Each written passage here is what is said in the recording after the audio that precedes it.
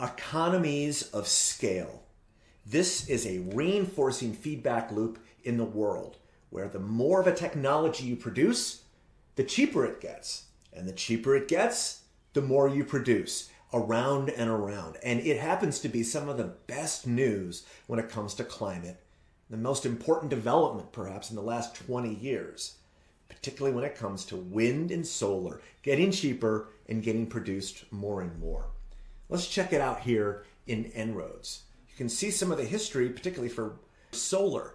Check out the marginal cost of solar electricity. The yellow line is simulated in En-ROADS. Cheaper, cheaper, cheaper, cheaper, cheaper.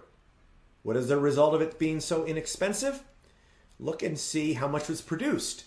The primary energy demand for wind and solar, look at the yellow line, you can see the exponential growth in the 2010s of production of solar energy. So it got cheaper, so it produced more, so it gets cheaper. That is the feedback loop. We capture this using system dynamics and systems thinking in a causal loop diagram. Check this out. Falling renewable prices boost production. You see the cost as it comes down, renewable production goes up. That leads to more cumulative experience, production, making them, field experience, public acceptance. Is it okay to have a solar panel on your roof, or is it too weird? Research and development, and make it the better and better technologies. Then the cumulative experience brings the cost down. It brings the cost down with the strength of the loop governed by what's called the progress ratio. It is the learning rate. And the way it's captured in En-ROADS and in general energy economics is that every doubling of cumulative installed capacity brings the price down some percentage. In En-ROADS, we chose the assumption from this study, Jungner et al., you can see it in the simulator, of a progress ratio of 0.8. And that means a 20% drop with every doubling of cumulative capacity. That's the learning rate.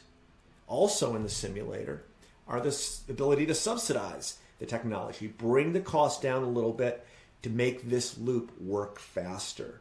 A good analogy for it is like a snowball rolling down the hill.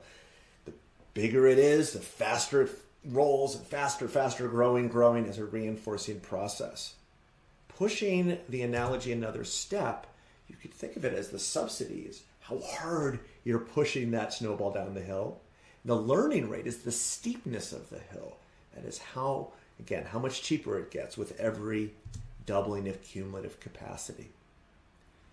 There are 4 different ways to look at this feedback loop in the simulator. Let's go check out where it shows up in En-ROADS.